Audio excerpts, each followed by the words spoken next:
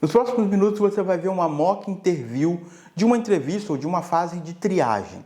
Aqui em Portugal é super comum que antes que a gente faça algum teste prático ou que a gente faça uma entrevista técnica ou converse diretamente com a empresa, a gente converse primeiro, a gente faça uma entrevista primeiro com um recrutador, uma recrutadora que vai, durante essa entrevista, tentar entender o nosso momento de carreira, com quais tecnologias a gente trabalhou e se a gente, como profissional, faz um bom fit, se a gente casa bem com a vaga da empresa.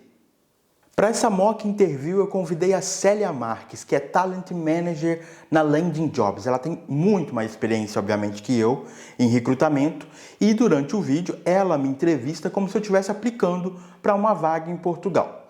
Em um ou dois momentos eu acabei saindo um pouco do personagem respondendo as perguntas como se eu já estivesse em Portugal. Falha minha, me desculpe, mas de qualquer maneira o vídeo ficou muito rico, porque com ele você consegue treinar já várias coisas. Você consegue entender quais são as perguntas super frequentes que acontecem durante essa entrevista e você também consegue começar a ajustar o seu ouvido para um accent, para um sotaque do português de Portugal, porque pode parecer simples, mas eu mesmo tive muita dificuldade nas minhas entrevistas com portugueses porque eu não estava acostumado com esse sotaque. Durante a entrevista eu vou deixar alguns balões na tela com informações extras ou até mesmo um foco de como eu me comportei de forma positiva e de forma negativa. Eu e a Célia, a gente não ensaiou essa entrevista antes e o objetivo para não ter feito isso é deixar as coisas o mais honestas, o mais sinceras possível. Então eu não sabia a ordem das perguntas ou eu não sabia mesmo até todas as perguntas anteriormente, para deixar as coisas bem sinceras. Então, vamos para o vídeo, vamos para a entrevista e no final eu volto para dar um fechamento e algumas dicas extras do que você vai ver a partir de agora. Olá, Claudson, tudo bem contigo? Tudo bem, Célia? Muito obrigado pelo seu tempo. Nada, era essa, eu que agradeço o teu tempo também. Obrigada por estares disponível para conversar aqui um pouco comigo. Olha, Claudson, eu gostaria de te perguntar aqui relativamente à tua experiência profissional. Portanto, se tu me pudesses dar um overview da tua experiência profissional, quais foram, se calhar destacando até os projetos mais interessantes que tu tiveste e aqueles que não foram assim tão entusiasmantes, gostava muito de ouvir de ti. Tá bem, claro. Bom, eu trabalhei em empresas bem diferentes nos últimos anos, trabalhei em algumas empresas. Eu comecei em empresas bem pequenas, empresas que eram mais agências de publicidade, criando websites, coisas mais simples. Depois eu passei por um período curto trabalhando para empresas de software house, eu acho que é o termo em inglês, em português nós falamos fábrica de software, que é mais aquela coisa do cliente aparece, temos que desenvolver o software para esse cliente, depois é outro cliente. Mas eu fiquei um curto período trabalhando dessa maneira e nos últimos anos, nos últimos 6, 7 anos, eu tenho focado mais em empresas de produto, que são aquelas empresas startups ou até empresas mais maduras, que tem um produto só, né? Então, eu gosto bastante de trabalhar para esse tipo de empresa, porque ao longo do tempo eu vou aprendendo mais sobre o negócio, as contribuições são a longo prazo também, então é uma coisa que me apetece, como dizemos aqui em Portugal. E, e eu tenho trabalhado bastante em startups, então ambientes ágeis. Eu trabalhei para um grupo alemão chamado Rocket Internet. Daí eu trabalhei tanto para o grupo como para algumas ventures, para algumas startups desse grupo. A maior parte dessa minha trajetória tem sido numa linguagem principal, que é o PHP. Mas hoje em dia está tudo muito misturado, né? É meio difícil a gente trabalhar para uma empresa onde só tem uma tecnologia, é praticamente impossível. Então sempre trabalhei também com outras coisas ao redor do PHP, JavaScript, já fiz coisas em Python, já fiz coisas em Go também.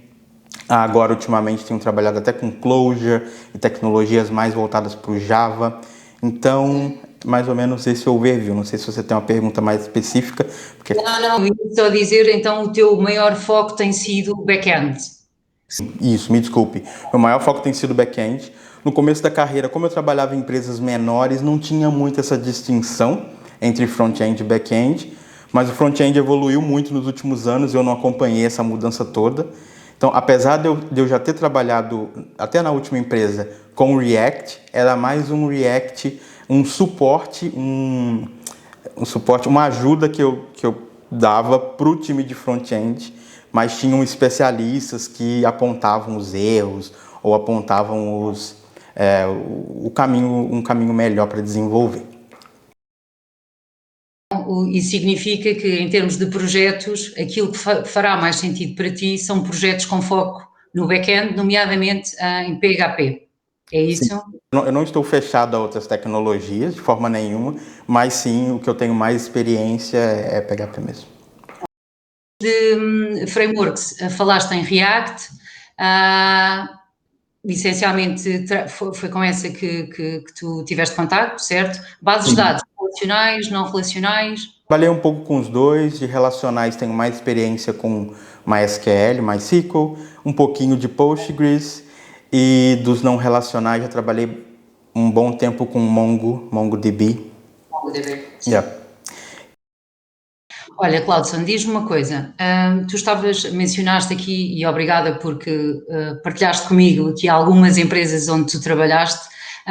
Qual é que foi o teu papel? Tu atuaste sempre como developer, estamos a falar de equipas grandes, equipas pequenas. Qual é que foi aqui o papel que tu tiveste? Ok. Sim, claro. Hoje em dia a maioria das empresas trabalham com Agile, né, com ambientes ágeis, e por mais que o time a equipe de tecnologia seja grande, a gente sempre divide em pequenas equipes, pequenos times, para o trabalho ser mais autônomo também. Então, eu sempre trabalhei, no fim das contas, com equipes pequenas, equipes de 5 pessoas, equipes de 6, 7, até umas 8, 9 pessoas, na maior parte dessa minha trajetória. Como eu disse, foi em back-end, então fui desde do papel de júnior até o papel de sênior. E nos últimos 6 meses no Brasil, eu tive uma experiência mais de liderança. Eu passei de sênior para um papel de liderança e era um time também pequeno, umas 8 pessoas talvez. E nessa época o meu papel era mais trabalhar do lado do produto, ou seja, alinhar as expectativas fora do time, o que nós esperamos lançar nos próximos meses, como a gente consegue lançar essa nova funcionalidade de uma forma progressiva. Okay. Então... E não tenho que esperar meses e meses para ter alguma mudança para os clientes. Então, foi mais nesse sentido. E o papel de product, mais ou menos? Tinha o Product Owner, mas sim, eu era bem do lado dele mesmo, porque assim, ele não tinha, no caso era ela não tinha essa visão de quanto tempo demora para desenvolver. Então é aí que eu entrava para tentar conversar com o time e alinhar isso. Vamos levar 3 meses. Exato. E aí podemos fazer isso em, sei lá, nas primeiras 4 semanas entregamos primeiro isso, depois aquilo, foi mais ou menos esse tipo de trabalho. Olha, leva-me a outra questão. Qual é que é a tua motivação de carreira? O que é que tu buscas a curto, médio prazo? Ok. Depois que eu saí desse papel de liderança, eu voltei para o papel mais de desenvolvedor, mesmo bem hands-on. Então, ao médio, longo prazo, eu quero voltar para essa carreira de liderança. Não é algo que eu esteja focando agora com muita energia. Eu acho que ainda tem muito espaço para eu aprender como desenvolvedor.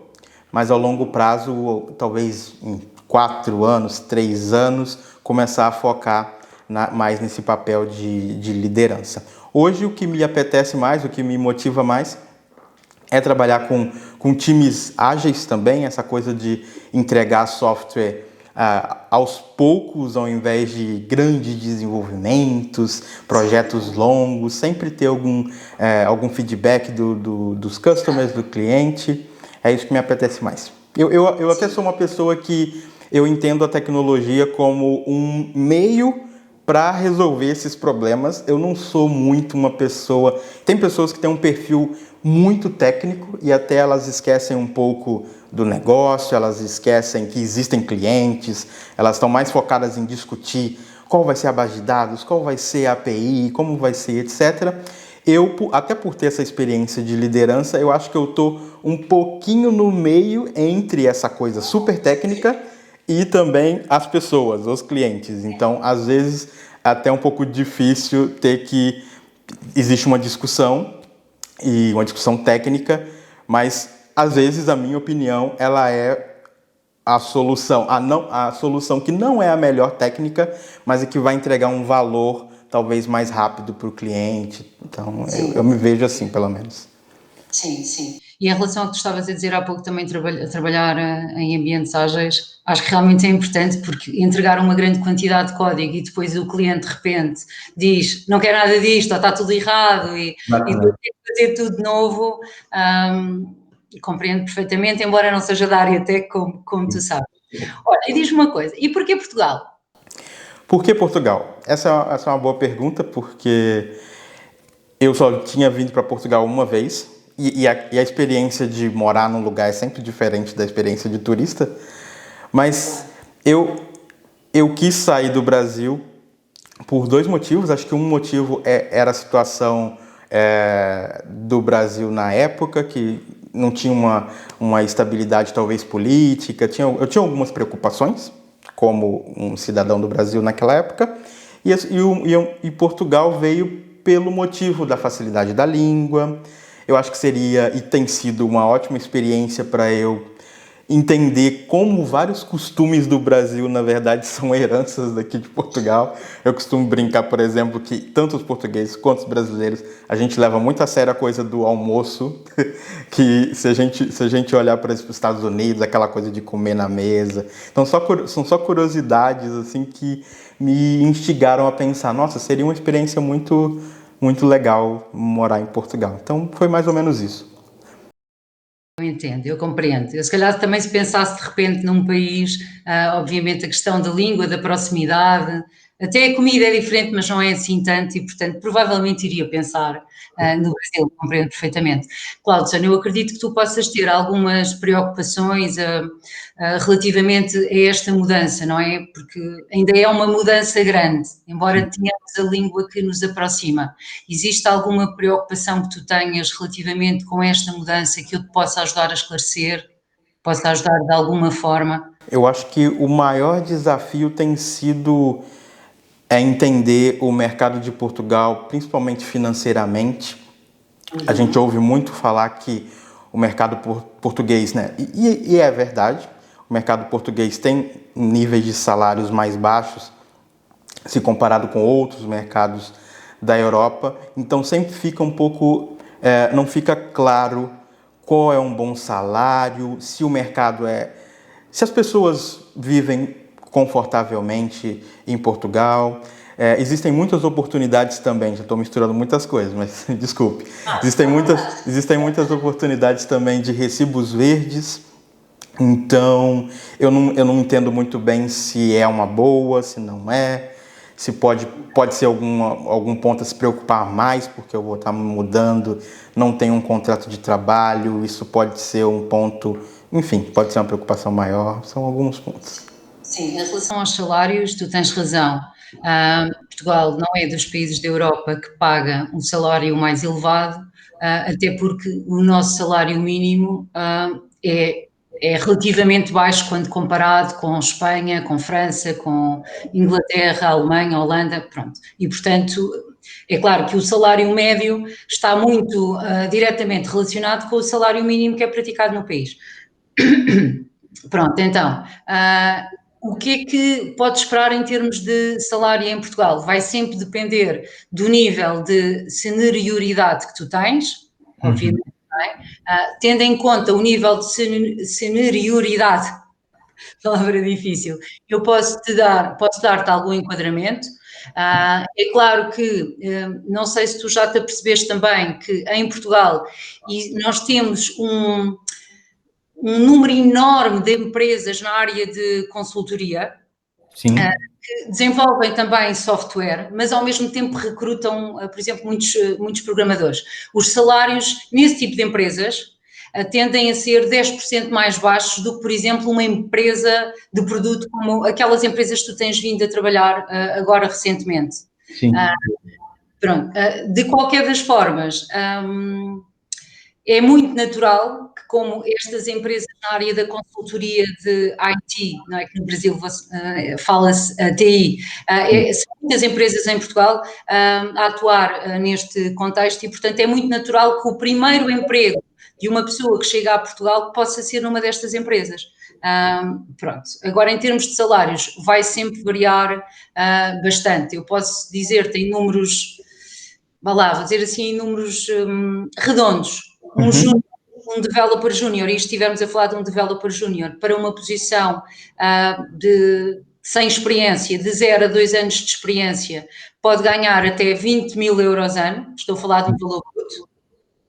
Um intermediate, que eu penso que no Brasil é pleno, Sim, isso mesmo. irá ganhar entre 20 e 35 capas, ou seja, 20.000 e 35.000 euros, e depois um sénior irá receber acima dos 35, poderá atingir 55, 60, no máximo 60.000 euros ano. Pronto, eu estou a falar de uma forma geral, tendencialmente back-end, developers de back-end ganham ligeiramente mais do que front-end e full stack.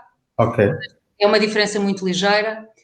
Mas eu depois até posso partilhar contigo, nós fizemos um survey onde perguntámos quais eram os salários que vários, nós entrevistámos mais de 2.500 pessoas em Portugal, pessoas que trabalham na área tech, e portanto também tenho todo o gosto em partilhar esta informação contigo, se calhar por e-mail, até porque detalha por vaga, por posição, front-end, back-end, full stack, data scientist, data engineer, DevOps, etc. E portanto poderá até ser também importante de repente ficares até partilhares com outras pessoas que... Sim, agradeço muito pelas informações e sim, eu gostaria muito, seria muito legal. Sim, claro que sim, com todo o gosto. Pronto, depois tu estavas a falar em relação aos recibos verdes. Existe um modelo de trabalho que eu sei que muita gente no Brasil trabalha neste formato. Em Portugal, não tanto.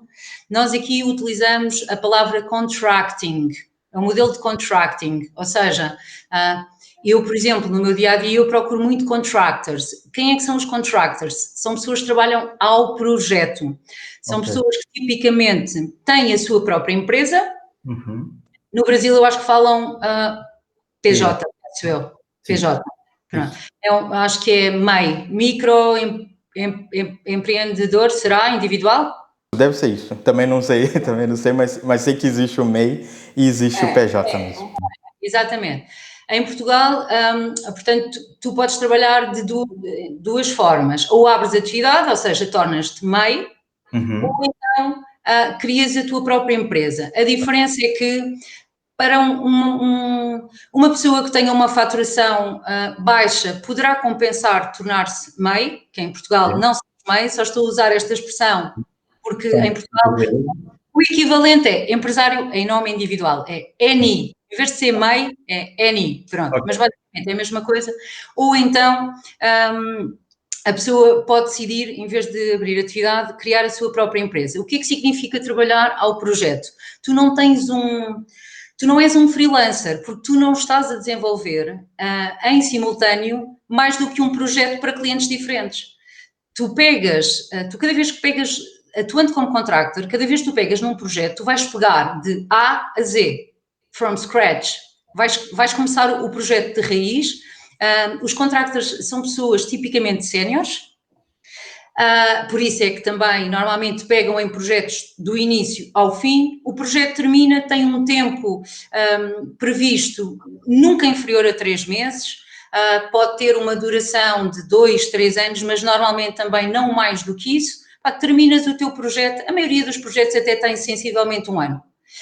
Terminas o projeto, está concluído, o que é que tu vais fazer? Vais procurar outro projeto ou vais ser até contactado provavelmente, porque os contractors acaba por acontecer muito isto, começam a ser conhecidos por serem bastante séniores e porque já desenvolveram este projeto para este cliente e aquele, etc. E acabam por receber muitos contactos a perguntar, olha, tens disponibilidade, tenho aqui um novo projeto para ti, isso acontece muito.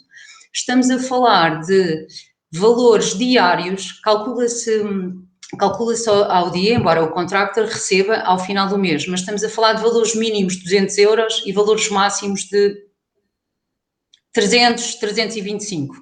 Ok. Acho que é meio grandes, não é?